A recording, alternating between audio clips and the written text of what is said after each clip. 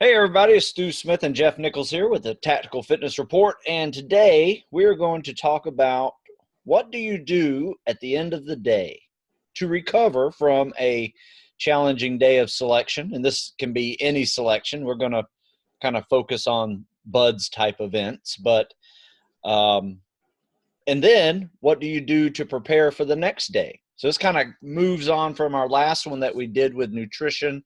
We got your energy levels up, your gut health better. Now we're ready to heal. We're ready to grow. Let's see how we can, take advantage of this time at the end of the day to prepare for the next day, right? And it's really all about recovery. So, we used to do a little boat crew stretch at the end of the day before everybody got out, and we just it was really, sometimes it was 10 minutes, that was it, before everybody went back to the room. We just take a little stretch and talk a little bit about what's going on today. I was a boat crew leader, so I'd say here's what the schedule is tomorrow, just make sure you have your stuff, and just reiterate what the class leader said. It's a good time to take a few minutes and, one, get to know each other a little better, but also, have some, a way of communication too. That way you kind of knew what was going on. If somebody's having personal problems or something, and, you could help each other out. But that was a good, not just a good time to, chat and get to know people, but it was a good time to actually, stretch for 5-10 minutes, which are so easily neglected at the end of the day while you're still warm from all the events that you've been doing. So that was our first thing we did.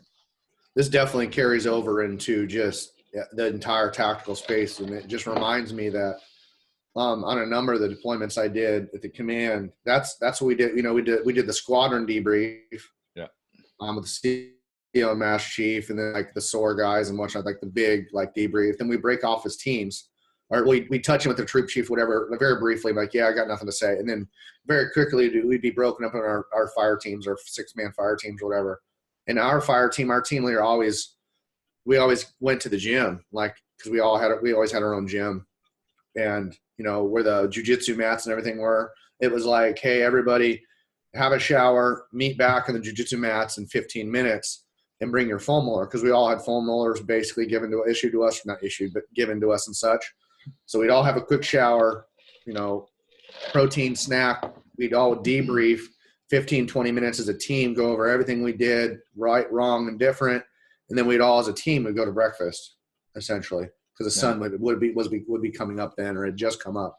So it's always a great time to just, you'll find a spec war is, you might think there's a little bit of irrelevancy to debriefing the day, but there's a lot of value in that. And then how do you take that and you lump it into something? And that's where I'm such a big fan, is because, once, especially at buds, once you do this once or twice, you'll do it all the way through buds. And that's the beauty of buds, is the likelihood of you shirking a good routine in buds is it's not likely. So if you get a good routine, which we're trying to really promote, it'll hold you all through buds, and then you're going to find that it's going to hold you all through your time in the teams. So, and again, it's simple things, right? Some things have higher costs than others, and we got a couple examples here to show. Foam roll I've already mentioned is a first example. This is a vibrating foam roller. It's the Hyper Ice foam roller. I think they're a little more expensive than they need to be, but I do like them. I like vibration a lot, especially for recovery of the joints, ligaments, soft tissue, nervous system, etc. But it doesn't have to be a vibrating one. It could just be a regular one, and you can still get a ton of value. And they're easy to find. They're inexpensive nowadays. So that's kind of my number one thing. First thing I would do is buy a foam roller. Absolutely. I look back and wish we had foam rollers back then. Wish we understood what the value of that is, because really all we had was stretching. Every now and then, you'd have a tight muscle and you'd start kind of self-massaging it, but that was the best you did. I mean, I wish I'd have thought of using a tennis ball or a lacrosse ball on certain muscle groups, because that would have really come in handy. Because the last thing you really want to happen is, one, one, you don't want to be underprepared, because what happens when you get there and you're underprepared, you're going to do a leg day, and lunges are very popular at Buds. You're going to do lots of lunges. And the last thing you want to do is be sore from those lunges for the next 2 days, which can happen, right? And if you have a 4-mile timed run on sore legs, it may slow you down. I'm not saying it's going to be completely detrimental and you fail, but those are little things that are nagging that can, interfere with your performance the next day. Yeah. So, and that's the thing. We just try to mitigate as much as possible. That's in these selection programs, it's going to be rare. So bear with me here, folks. It's going to be rare that you're ever going to be 100% other than day one. Yeah. Honestly. And that's okay, because, the programming or the program and the selection, it's well aware of that, right? The machine works. And people always said to me in the community, it's selection it's an emotionless machine that will keep rolling with or without you. Whether you're keeping up or falling out as an individual, or is it like a group, a boat crew, the system is going to keep going. So the best thing we can do is try to do these little things that at the end of the day add up, a bunch of things. And I would be willing to bet if you and I strolled onto the Buds compound after really actually what's 602 or 618 or whatever they call the buildings now. Yeah. I bet you're going to find a pretty good number of people with foam rollers and sticks and lacrosse balls now, so just like we talked about yesterday, as far as dietetics, eating and training right now, get used to find your thing now.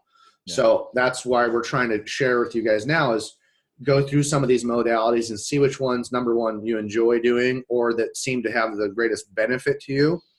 And then when you get to Buds, you're like, oh man, I've experienced it before. My sore legs, I did a foam roller and an ice bath, and bam, I felt pretty darn good. So that way you have expectations and you're not going, oh my God, what am I going to do? What am I going to do? I'm so sore. Because you'll go, well, I've encountered this before, and last time I felt this, I did this, and it alleviated a lot of my discomfort. Yeah. Victory, right? That's our idea.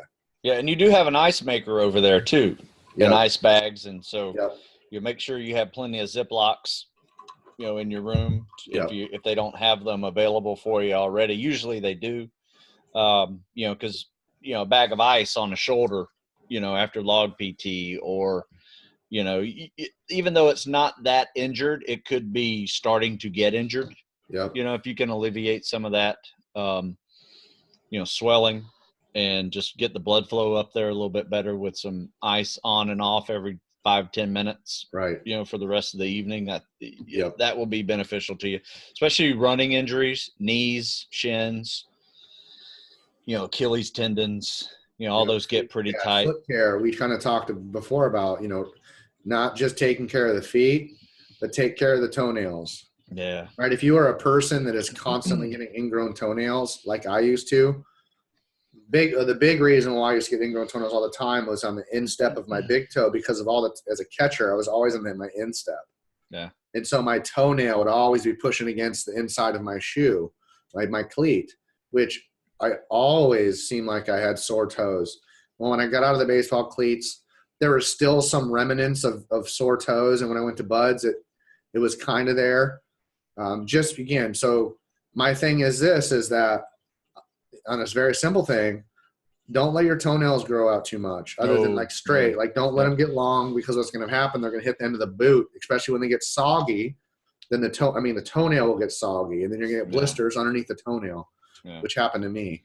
So just learn from our mistakes. Yep, absolutely. Let's see. Ice, you can do that in your, keep ice. They have ice machines there. You mentioned ice bath. How can you set up a impromptu ice bath out there? Yeah, not too different than what you were talking about. I have size 12 feet, so getting my foot straight down in a 5-gallon bucket is uncomfortable. Yeah. So what I did, actually, I went right across, right next door where the little Surf Mart is, a little convenience store, and I bought basically dorm room trash cans, the rectangle ones. I think they were like 8 gallons. Yeah. right? I bought 2 of them for like $4 a piece, right? So that way my foot could go straight in it and the water could be all up over my calf and cover my shin. So what I did too, here's my suggestion too, is especially because you spent all day cold and wet, the last thing you want to be is cold and wet. So my thoughts is again, going with foot care, is instead of having a bunch of ice, add water and stick your feet in the cold water and then just start adding a little bit of ice at a time, because you don't need it necessarily like super frigid and cold. No. You don't want it uncomfortable. Yeah. You basically want it just slightly cooler than the ocean already is. Yep. You know, again, that the idea of cold baths and contrast baths, what research is showing is you don't need 50-degree water, right? Especially if you're coming out of a 106-degree hot tub, that contrast doesn't need that great. So I think 51 degrees is too cold. So somewhere around 55 degrees, but then again, the ocean's only in the 60s, right? Right. And in the winter, it's in the 50s. Yeah. So it doesn't need to be much. And so actually you'll find that, at least in my experience at Buds, was that many of the Buds instructors, they were on track, but they never explained why, except for one, a guy named Bill Lyman, who's now retired. When he would run us, he'd be like, all right, everyone in the surf zone, just up to your waist. Yep. Same. They did that in the 90s too. Right. And so we would stay in the water just about 6, 8, 10 minutes, maybe not even, after the run. Like he's like, he would say, this is not punishment. This is essentially cooling you guys down. We're taking care of your legs and feet. Just stand still. And he goes, just have a conversation. We did. That was nice. I always love that. And in hindsight, I understood it, but I didn't realize how valuable it was. Yeah. Like truly, because again, and that's because I hadn't experienced that level of discomfort in my legs before. I've ran and done all these sort of things. I've done marathons, but not to the level of like the grinding of your feet. Right. Yeah. And it's a different world. So that's kind of what my thoughts are on ice baths. They're inexpensive, they're valuable, they're useful. And, it's one of those times to just kind of get your head out of it and like reassess your day. Yeah. So I thought that was valuable too. So now, did you wear anything under your dive socks for your feet? You ever think about wearing baseball socks? Yeah, I tried that. And what I ended up doing, actually, just because then my boots didn't feel right. Yeah. I just really started falling in love, for lack of a better term, the Smart Wool socks. That's all I wore was Smart Wool and Buds. They issued dive socks that were just they're horrible, thick and awful, and they didn't stretch. So now the thing, Smart Wool was a new company back in the day, and they were super comfortable. They didn't retain a whole lot of water. They were thick, but they in a boot, they still felt thin. So that's the thing is I don't think that there's any real uniform standards as far as socks at Buds. They're probably going to issue you some. Yeah. But that's the other side too, is like, I would really take some time and find a good hiking sock, go to an REI or go to a Dick's and go to places and get, so like a full on like tube sock, right? Mid calf, thick, long, comfortable sock. You know what I mean? Like here's the thing with runners, right? Runners are very, very particular about two things: the shoe they're wearing and the sock that's on their foot. Yeah. And there's a reason for that, because we put that many miles in. Foot care is everything. And same with Buds. So don't go into Buds with hold Under Armour socks. I'm not picking on Under Armour. Under Armour makes great socks, but go in with like, these are the socks I'm going to wear. It's like the superstition that athletes have. It's like, baseball players, whatever it is like, these are my socks. These are the ones I always wear. And I would suggest doing that too. You know what I did? The regular issue dress socks that they give that your granddad wears when he's wearing shorts. Yeah. So they're the church socks, whatever you want to call them, dress socks, and they're a polyester rayon blend. Yeah. So there's no cotton in them, no wool in them. It's a polyester rayon blend. They look almost like pantyhose, but a little thicker. Yeah. And they're dress issue. So I would wear those underneath the dive wool socks that they gave you, and I never had a blister at Bud's. Yeah. And I did it all 3 phases, and it was it made a big difference. I do that, and I always did that in Afghanistan, the cold weather, and it's just because that extra little layer, but also when, as we all maybe or maybe you don't, if you haven't spent time in like on snowboarding or skiing or cold hiking weather, your foot will still sweat a lot. You won't even know it, but your feet were going to sweat, or your legs are going to sweat. It's going to go down your boot. Yeah. And so the company that makes my favorite sock and what you're talking about, it's actually what the Command issues now. It's what they, for cold weather, the company is called Darn Tough, and it's a U.S. made sock. Okay. Which is why it's issued. So they very well may issue that in the Navy now, but I know the Command and NSW issues the Darn Tough sock. They're made out of Vermont, and they are bulletproof. I still have 6 or 8 pair of them, the low ones that I wear almost every day still. Those were issued to me 8 years ago. Nice. Right? That's impressive. Before, they don't, I mean, man, I wore the heck out of them, and they'll get holes after a couple of years, but that's with some seriously aggressive use. Yeah. So I agree with that totally. Just especially in cold, wet weather. Yeah. So let's go back. Let's go back to at the end of the day, you got some time to yourself before you need to start prepping for tomorrow. Yep. You know, I would say, you know, you're going to go eat, and now you're done with eating for your evening meal. You know, maybe early. You know, sometimes you get off at 6 o'clock at night. And sometimes you're done at 4 and you're like, wait a minute. Like, you're done. Yeah. It's like, are they coming back for us? Yeah. You know? Oh, yeah. So, you know, you have some time, you know, to kind of lick your wounds. So, you know, whatever you need to do a body check every day just to see what you got, because those open cuts can lead to, what is it? The MRSA or cellulitis. Oh, cellulitis. Yeah. You get some nasty stuff out there because the water's nasty. I mean, it's unfortunate. Yeah. It's unfortunate, but it's sewage level nasty sometimes. Yeah. You have an open sewer 9 miles to the south. Yeah. Coronado, 9 miles. You have an open sewer from Tijuana. Yeah. So, and depending on the storms that are out there, it's going to push it up or not. It pushes it the other way. They called it the red tide because that sewage hits the ocean. It kills all the plankton. Yeah. And it goes north. When the plankton dies, it floats to the surface and turns red. Yeah. So the ocean would be red. It was just, you're like, okay, well, and that was the only time they wouldn't put us in the water. Yeah. So for good reason. Absolutely. So on kind of what you're talking about, wound care. Get done with the day. Again, this is what I would buy or wear. I would wear the 2 times you recovery tights. These ones specifically. This would be, you know, get done eating, have a shower, stay, you know, make sure you're clean and dry. And then these bad boys would go on. I mean, these weren't around when this company is only 10 years old. They weren't around then. That's what. And then on the, you know, and even the training side, here's the, you know, the training ones. This is what I would wear anytime that I feel like I could wear them in my camis or just in general.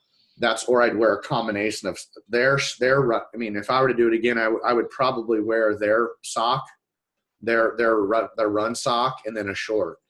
Right. That's probably what I would do actively, and I'd try those, but you just never know. Some people the problem is with that much sand. Yeah.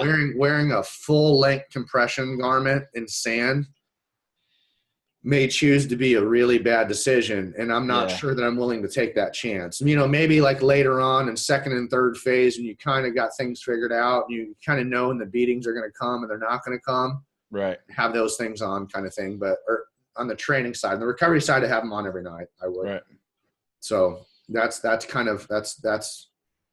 readily available, relatively inexpensive, and valuable. Wearing again, and it's no knock on Nike and Under Armour and those things, but Nike and Under Armour don't actually make a compression garment.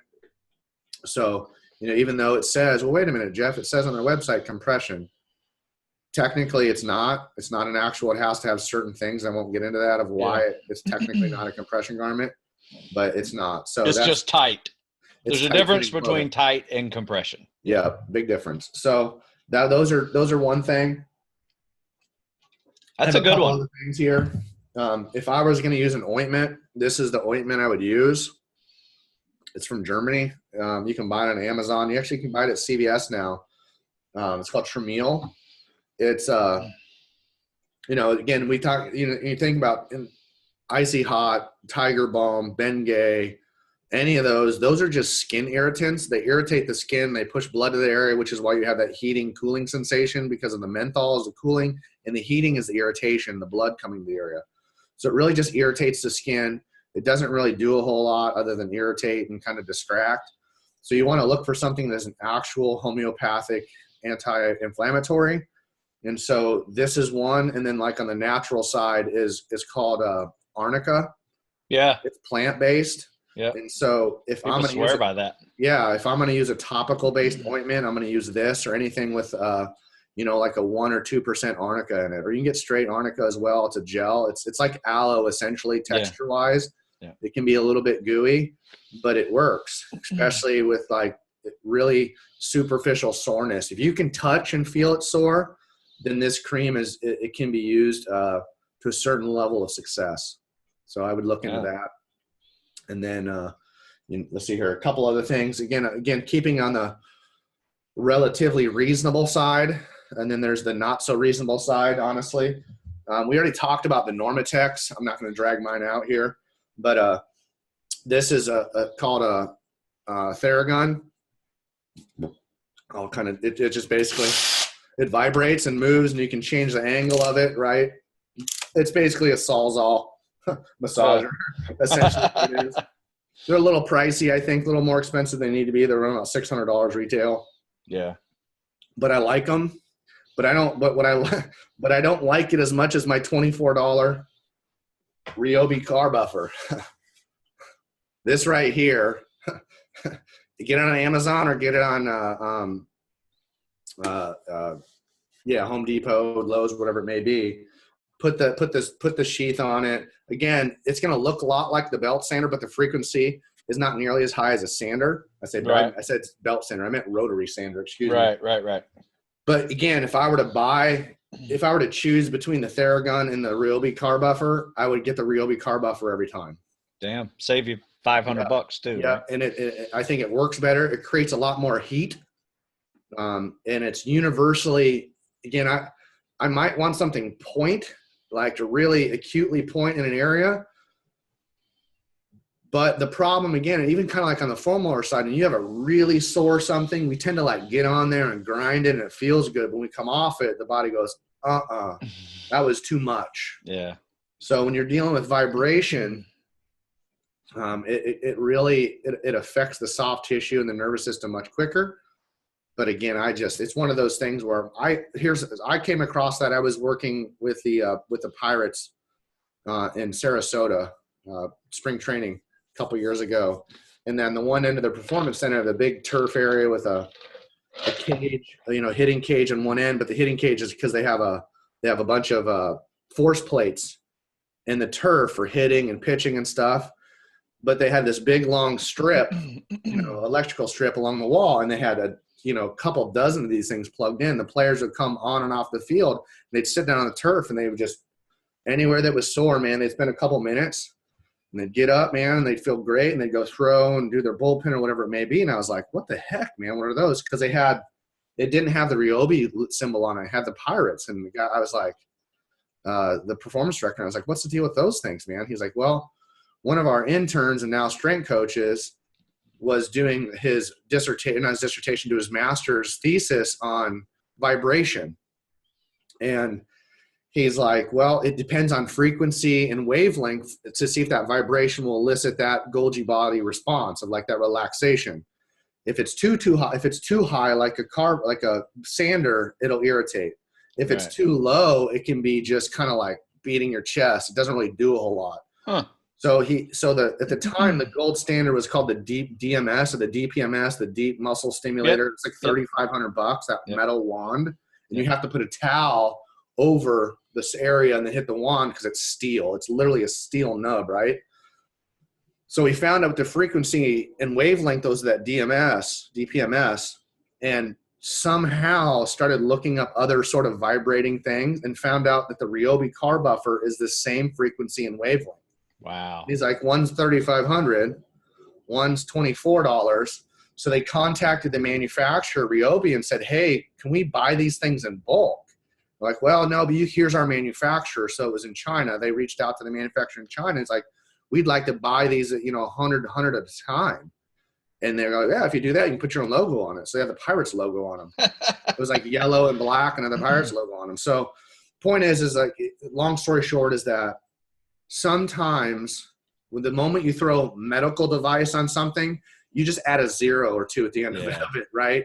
Yeah. When the reality is vibration and frequency and all this stuff, if it's measurable, you don't smart. have to spend $3,500. Very smart. So I'm not afraid to necessarily spend $3,500, except when I found this out, I'm like, heck no. Yeah. Why would I do that? I can spend $24. I love that. Now, how about the frequency of the hyper ice? Is it up in that zone as well? Yeah, it's very, very similar. I know you got 2 speeds. Right. So mine's got 3, but it's still like so. And the thing here's the quick summary on vibration and frequency. The frequency determines its use. Low frequency relaxation, high frequency activity. So like the gold standard for vibration is called a power plate, and the travel ones are a couple thousand, but the stationary, the big are 25,000, something like that. Yeah, they're insane. Yeah, I had one at VHP in my former business and used it all the time. So but it depends how you use. Like if you really, really want to relax, you got to keep that vibration down. But if you can use vibration to excite and stimulate, right, and get what's called post-activation potentiation, like you really stimulate the fibers and they want to contract with a high rate of velocity. So neither of these are going to get to that very high frequency. Right. That's necessary for activation. They're all for down regulation. Right. Good. So, and that's what you need to do when you're in your room after a day of spec ops training. Yeah. So those are my go-to right now. There's more. I mean, the Normatec is definitely would be my 100% too. If I had some money to spend, that's what I would have spent it on. But again, it's not a negative to not be able to have a Normatec, because I just, between the foam roller, a compression garment, and the car buffer, I'm getting great value out of it. Right? Oh yeah, absolutely. And at the end of the day, I maybe only spent $100, like $120 for all 3 items. So that's my suggestion. The poor man's version of recovery doesn't have to be expensive. It really doesn't have to be.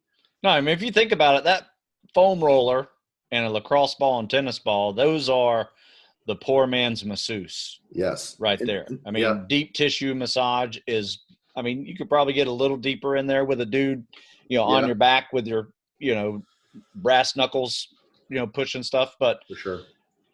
Still, I don't think you need that, on a day in between, Bud's activity, because you're going to be sore for a couple of days from that. So I think foam roller is like the perfect answer. Yeah, and so there's a spectrum of relaxation that is like on an X and Y axis that we're going to chart it. It's passivity. Okay, how passive can you be? Passivity and result is there. Okay, so depending on the muscle group, if you're doing a static stretch, you can be fairly passive. But you add a foam roller where you can actually lay on it and relax, it's even more passive. So the benefit goes up. And then the other side is you're laying face down or face up and someone is massaging you. So that's what you got to think is like, and I always say you have to be an active participant when you're stretching, but you also want to try to relax. Yeah. Now using a foam roller and a buffer, and it allows you to be able to relax a little bit more because you're changing the surface area of tension where it's being pushed into. Yeah. So, but again, you lay on a foam roller, you stretch, you even just, really lay there and get those hips opened up. There's value. It's a passive pseudo active stretch. Yeah. That's absolutely. why it works so well. Yeah. I love that one. I think it's the main thing to take from this, I think, is Jeff's big 3, compression garments, foam roller, and a source of vibration. Yeah, and a source of vibration, and that foam roller could be both. Yeah, if you get the right one, the vibrating foam roller, ice, never a bad idea to try to figure out a way to ice, whether it's ice bags or you find a bucket, maybe even a bigger bucket, and you can actually, get your thighs in. Yeah. And some guys just use garbage bags. Yeah, you use garbage bags. Or you know what, you can if you really want to do this, this is something I never did, but I thought about it. And I decided, nah, I'm not that desperate. It was go back into the ocean and sit in there waist deep. So I tried for 30 minutes. Yeah. I took one of the chairs out of the laundry room, the plastic chairs, and stuck it in there. But here's the problem. The West Coast has big waves. Yeah. Yeah. So on the East Coast, you could do it, but the water here in the East Coast is too cold right now. Right. So it's kind of like, what do we do? Yeah. But you're right. The last thing you want to do at the end of the day is get back in the ocean, which is the compromise is like, hey, once I've dried, I've eaten, I've got my big, navy wool blanket or whatever. Last thing you want to do is get wet again. How you get, especially nowadays, man, I didn't have iPads or iPods. I'm going to sit there with my iPad and watch a movie for 20 minutes while I ice my legs. Yeah. Man. Buds must be really easy. No. You got cell phones? We didn't have cell phones when I was in Buds. Yeah. I had long distance bills. That's what you had a calling card, didn't you? You have a calling card? Yeah. I did. So it's funny because I got my very first cell phone like right before Hell Week. I'm talking like the week before Hell Week was I had cell phone in college kind of, but there was no such thing as texting. Right. There was certainly no photos. No. Right. It was like, it was an actual phone that had a little antenna that came out, right? Yeah, you leave in your car because you wouldn't walk around with it. Yeah. Right, because it was big. There was no texting feature. But so when I got to Buds, man, I remember I went to Fashion Valley Mall and I got T-Mobile. And I was like, this is awesome. You mean I can like just text people? What does this mean? Now it's like Buds certainly isn't easy. No. But it's one of those things, folks, that, and this is my last piece, is that if it's like making money. When you make money, like one of the pieces of advice I got is like, hey, every month that you make money, spend a little bit on yourself because you got to reward yourself for work. The same side of Buds is like, if at the end of every single day, you have some things in place that give you peace, relaxation, recovery, peace of mind, whatever it is, you start looking forward to it, right? And you're like, you know what? I can do this every single day. So if you start implementing your own like sort of recovery, you're like, yep, today's going to kick me in the butt, but you know what? I'm going to take my time at the end of the day and do everything I can with my power, okay, to stay healthy, happy, all these sort of things we're talking about. And they pay off. I'm telling you right now, they pay off very well and very quickly. And we're not talking about hours.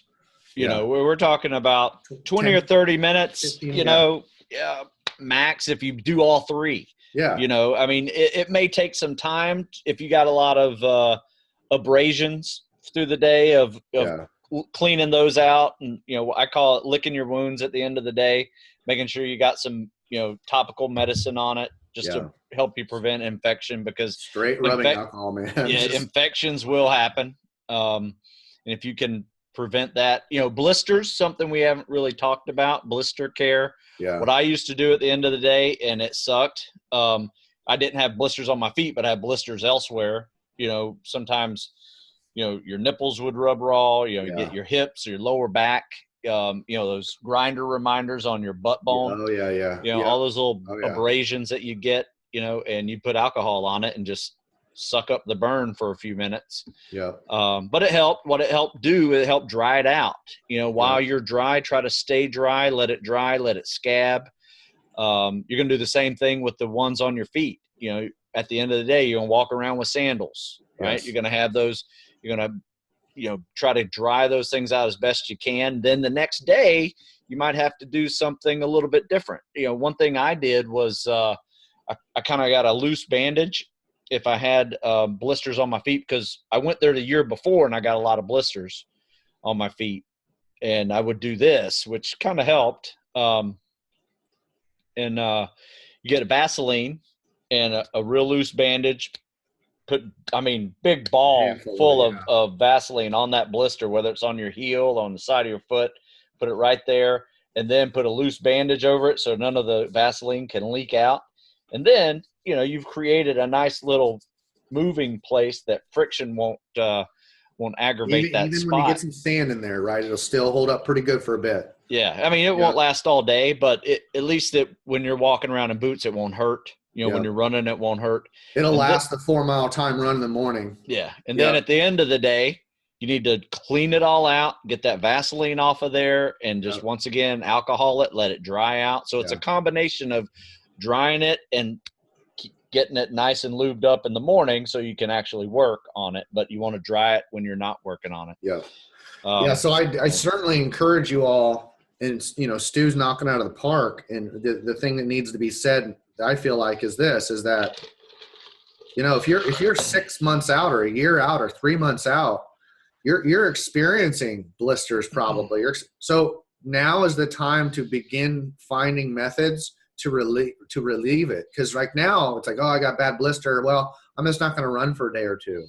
Yeah. So my suggestion is, like, if you're having these superficial abrasions that are happening, understand that whatever you're experiencing now, they will be 10, 20, 100 times worse at buds. So now is the time to address it. To figure out solutions. The greatest Band-Aid in the world is duct tape. Yeah. It just really is. Because the thing is like, when you're in a combat setting, I did a fast rope on a breach in Afghanistan in a hostage rescue. Kind of. It was one of the bird doll missions. And we were out the helo fast. I was a lead breacher, so I was the first person because I had to be out and put the charge on the wall. But it was just super fast and furious. And we had like 3 or 4 guys on a rope at a time, and we fast roped into these dunes. And I landed funny, so I fell, and then someone came right down on my hand. And both my fingers, my middle fingers, were both like sideways. So I just took my fingers and popped them back in. And because a breacher, I always had tape. I always had I'd have pieces of tape I'd already torn, and I'd stuck into my clothes in case I needed to get to the wall and just pull a piece of tape off and put it on the wall, right? So my point is that I was like, both my fingers are dislocated and broken. So I just took the tape off and I just wrapped my hand on it, right? And so it's like, oh, well, I don't need anything but duct tape kind of thing, right? Yeah. And so like at buds, man, like start figuring out, because Band-Aids are cool. Band-Aids are fine. Like, over the nipples, I always used a blister. I used the clear blister ones. Yeah. But the thing is like Band-Aids will never hold up. No. But if you start fiddling with duct tape and gauze and stuff, it'll stay in place the whole day. But if you do it wrong, it's going to make it worse. Yeah. So now's the time to start like basically experimenting. Like, even if you don't have any blisters, but like, you think back like, well, historically, when I run a lot, I usually typically get a blister like in the inside of my foot or whatever. Well, put it there. Start making Band-Aids right now to duct tape and gauze and put it and go for a run and go, is this thing going to hold up or do I need to reinforce it? Is this a big problem? Start experimenting, man. Like, because the last thing you want to do is show up to buds and go, oh my God, I have no idea how to how to like reverse this, like how to combat it. Now's the time to do it. Yeah. Great advice. Yeah. And especially if you have to get a new pair of boots at buds and you just happen to use those on a day that you're running, you may want to do a little preventative duct taping of the feet just to give yourself a little extra layer of skin there that won't be rubbed raw at the end of the day too. So now's the time. Yeah. Now's the time to experiment. So yeah, I like this one. This one makes me reminisce a little bit. Right? I like this one. Yeah. So I kind of, hopefully folks, that's, and here's the thing too. So here's all of your guys' homework. And for those of you that have been listeners for quite a while to Stu and I, and longer to even Stu, you all have encountered these sort of, hey, I've gotten this blister, I've gotten this, and this is how I've overcome it. Like basically a recipe. If you guys would, so other people can look into your ideas, put it in the comments block and go, yeah, man, I used to always get blisters, and this is the salve I use, and these are the bandages I use, or these are my favorite socks. Let's help us populate in the comments section. A lot of people that are going to start looking into this video, give them ideas. Yeah, absolutely. Because Jeff and I, we are giving you a way, maybe a few ways, but it's definitely not the only way to do this. you can do this many ways and figure it out. And, we don't hold a monopoly on all the ways to help yourself recover and prevent things from happening to you. So, share them out. Like I said, my granddad, this is one little thing I'm going to leave you with. My granddad always said, all you need, duct tape and vinegar. Yeah, that's true. And he wasn't wrong. That's true, man. He was born in 1918, and he was dropping wisdom. There's 1918. Was that was World War I, 1917? Is that when it started? Yeah, it was in there. So he was born right then, but he was World War II and Korea. Man, 30 years Army. Hard as woodpecker lips, man. 30 years Army. That's a different world. Warrant officer. So they say, what's the saying? When the men were made of steel and the ships were made of wood. Yeah. That's dudes. Generation, boy. That's serious.